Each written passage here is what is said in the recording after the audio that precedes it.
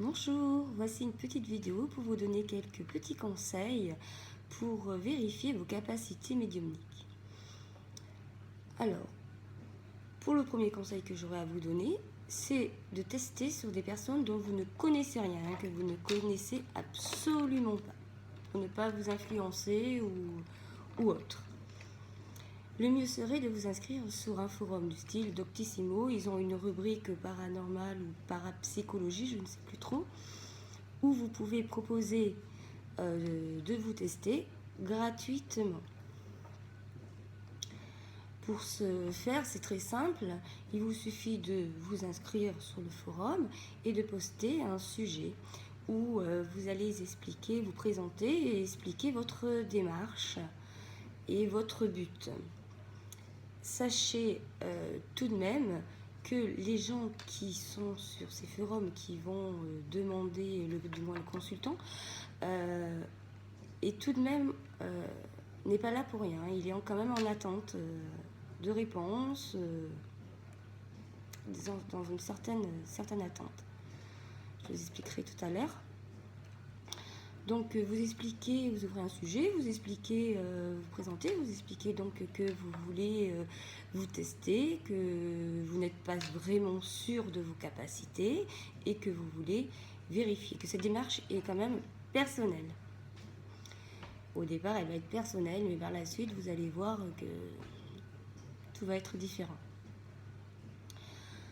Donc, ce que je vous conseille ensuite, c'est de ne pas prendre plus de 2 ou 3 personnes.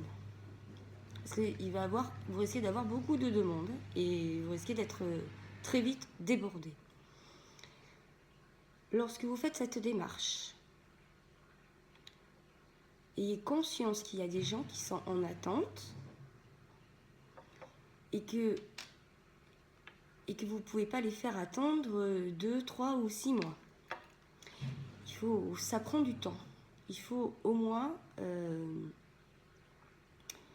faire une personne par semaine ou 2 si vraiment vous avez le temps, mais si vous travaillez, ça risque d'être compliqué. Vous ne pouvez pas à chaque fois retarder, annuler ou autre chose. Si vous le faites vraiment, sérieusement.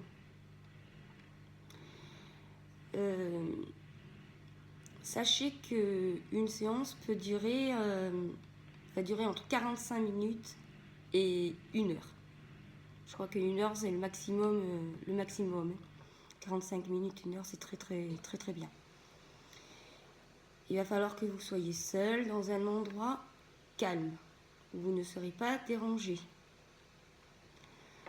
Donc, vous demandez aux personnes une photo du défunt. Elle va vous l'envoyer, vous avez des petites messageries privées sur les forums, elle va vous l'envoyer par message privé. Vous ne demandez surtout pas ni nom, prénom, date de naissance, date de décès. Vous ne demandez rien, juste une photo. Et que la personne ne vous dise absolument rien. Ensuite, si j'ai un autre conseil à vous donner, ça serait de ne pas vous promener sur le forum. Vous restez vraiment que sur vos messages et ne pas aller vous promener sur le forum parce que vous risquez de tomber sur des sujets de la personne, peut-être qu'elle a fait d'autres demandes avant. Il ne faut pas que ça vous influence, il faut que vous sachiez le moins possible. Donc voilà, vous allez donc... le mieux serait de proposer un jour, une date, une heure précise pour que, ce qui serait bien, c'est quand vous faites votre séance, c'est de pouvoir contacter la personne, qu'elle soit présente, entre guillemets, qu'elle puisse vous répondre par message privé. Pour quand même valider le début de la séance. Que vous tombez bien sur le bon défunt. Ensuite, lorsque... J'ai un trou. Donc après, quand vous allez faire la séance, il faut vraiment dire tout ce qui vous passe par la tête. Les images, ce que vous entendez. Et surtout, il faut éviter que vous les analysez trop. Comment dire, j'ai perdu le mot.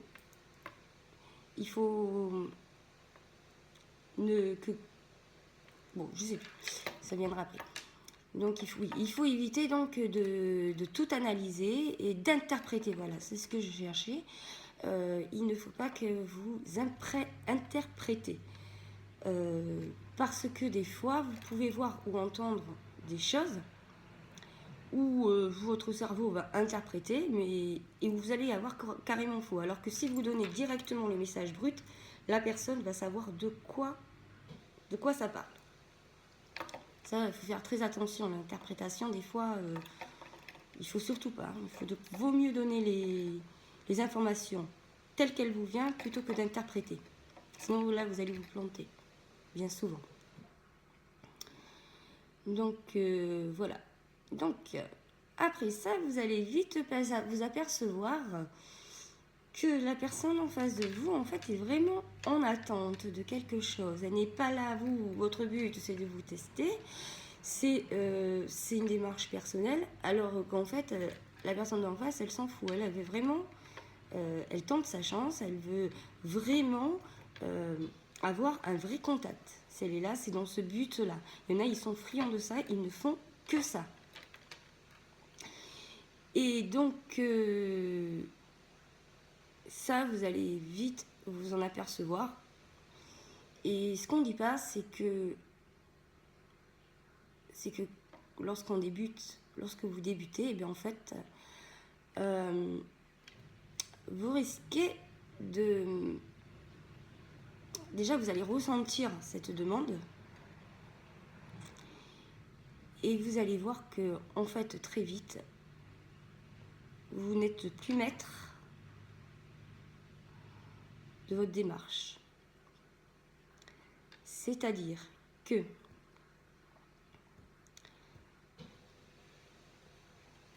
vous allez commencer à vous dire, je sens que cette personne est en demande, je sens qu'elle veut savoir des choses, et là vous allez vous dire, mais ça se trouve, je vais lui dire des conneries, je vais me tromper, et je risque de faire du mal au final à cette personne. Vous allez risquer de faire plus de mal que de bien. En fait, voilà quoi, c'est un petit peu délicat.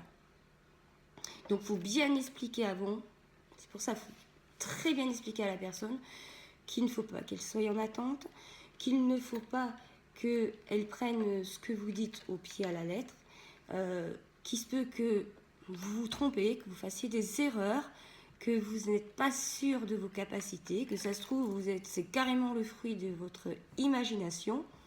Et ça, faut vraiment insister là-dessus. Faut pas faire croire des choses à la personne, parce que ça risque de faire plus de dégâts qu'autre chose. Et ça, par contre, vous allez en prendre conscience au fur et à mesure. Déjà, rien qu'à la première séance, vous allez vous dire, oh là là, mais est-ce que je fais bien finalement? Est-ce que j'ai bien fait de proposer cela? Après, bon, de toute façon, dès la première, la deuxième et la troisième séance, vous allez tout de suite vous apercevoir si vraiment vous avez des capacités ou si vous n'en avez pas. Vous allez vite le vérifier. Hein. Mais il ne faut quand même pas désespérer, hein, même si vous avez des choses fausses ou qui ne parlent pas vraiment à la personne. Faut continuer. Et puis aussi, surtout, faire très attention, parce que parfois, il y a des messages où une personne ne va pas... où le consultant, il va pas aimer. Donc il va vous renvoyer un petit peu balader, il va dire mais n'importe quoi, c'est carrément folle, ou des choses comme ça, c'est faux, ça correspond pas du tout. Alors là, il ne faut pas se laisser démonter et pas se laisser décourager, parce que sinon, vous n'allez pas vous en sortir. Il faut persévérer. Donc après, voilà, après ça marche pour la médiumnité, mais vous pouvez aussi pour faire, quand vous avez des ressentis sur des gens, vous pouvez faire des ressentis sur des lieux, de la voyance, vous pouvez aussi faire pour des tirages de cartes ou des choses comme ça. Moi je parle de médiumnité parce que c'est ce qui me parle à moi. Et, et donc, voilà, ça marche pour beaucoup de choses, même je crois pour le magnétisme à distance ou de plein de choses, quoi. Toutes les capacités qui peuvent s'offrir à vous. Donc, voilà. Donc après, je vous conseillerais de peut-être de noter dans un petit cahier la date, vos ressentis, si ça a été juste, si ça a été faux, ce qui... voilà. Et après, vous allez très vite vous apercevoir. Bah, des fois, vous allez aussi parfois ne pas oser dire à la personne certaines choses. Voilà, vous n'allez pas oser. Et bien après, la personne elle vous dit ah ouais, mais patati, patata. Vous dire ah oui, c'est vrai, je l'ai vu, j'ai entendu, seulement j'ai pas osé vous le dire. Le mieux, c'est de tout dire. Il n'y a pas de. De toute façon, si le défunt a décidé de vous faire montrer ou de vous faire dire, c'est pour une raison.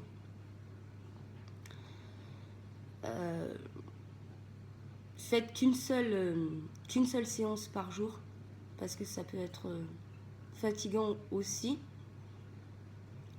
1 ou 2 dans la semaine pour débuter, ça suffit largement. Donc après, quand par exemple, si vous avez décidé de prendre 3 personnes dès le départ, vous faites surtout par ordre d'arrivée, quoi, le plus juste possible. Puis après, si une fois que vous avez fait les 3 premières personnes, vous pouvez encore demander 2 ou 3, et puis vous continuez comme ça jusqu'à temps que vous avez envie. Donc après cela, alors quand vous allez ouvrir la photo, je vous conseille de l'ouvrir vraiment quelques minutes avant, parce que là vous allez ressentir beaucoup de choses. Là c'est là où tout va arriver, où vous allez avoir des informations. Et le problème c'est que si vous l'ouvrez avant, vous risquez d'oublier. Alors moi c'est un truc où ça m'arrive souvent. Si je le dis pas directement, après j'oublie. Parce qu'on peut avoir des douleurs, des sensations, des choses et qu'on oublie. Une séance, donc 1h, 45 minutes, 1h, c'est largement suffisant, sachant que ça passe très très très très vite quand vous faites cela. Vous avez l'impression qu'il n'y a plus de temps, que le temps s'arrête. Vous êtes carrément déconnecté, vous êtes vraiment ailleurs. Il n'y a plus de temps, il n'y a plus d'espace, il n'y a plus rien, quoi. Vous êtes vraiment... vous êtes parti là. Il faudra avant la séance bien souffler, vous décontracter, être zen. Hein. Vous pouvez mettre une bougie, mettre une petite musique très douce. Après voilà, vous faites comme vous le sentez. Il faut quand même vous préparer le lieu et vous préparez vous-même. Voilà, je pense que j'ai fait le tour. Oui, j'ai fait le tour. Puis à la fin, quand vous avez fini votre séance avec la personne, après vous pouvez discuter avec elle. Vous pouvez lui demander ce que elle en pense. Elle va... vous pouvez discuter. Vous allez voir que bien souvent, après, elle peut vous demander des conseils, des choses comme ça. Il faut quand même être à l'écoute. Hein. Vous allez voir qu'au départ, c'est personnel, mais qu'au final, vous aidez vraiment les gens. C'est ce qu'ils veulent, c'est ce qu'ils attendent, c'est de les aider, c'est de leur donner, transmettre des messages. Ils s'inquiètent pour leurs défunts, ils veulent vraiment avoir un contact et eux, ils s'en fichent en fait. Ils sont pas là pour vous aider à vous, hein. Ils sont là pour eux déjà. Comme vous l'étiez au départ pour vous, mais en fait, très vite, vous allez vous apercevoir que en fait, c'est vraiment pour que vous êtes là. Donc voilà, donc n'hésitez pas à vous tester, hein, parce que je sais très bien que on doute beaucoup de ses capacités et que et qu'il faut vraiment vraiment vérifier et pas laisser passer tout ça. Faut pas se dire oh, c'est dans ma tête, faut pas avoir ces doutes, il faut y aller, il faut se lancer. Il faut pas rester dans l'attente de je ne sais quel miracle.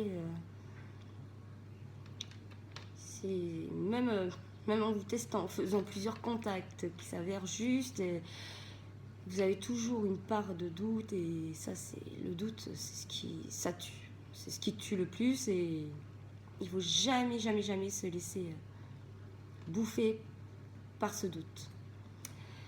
Voilà, mais j'espère que cette petite vidéo vous aura plu, qu'elle pourra un petit peu vous aider, et puis je vous souhaite une très bonne journée. Voilà, à bientôt.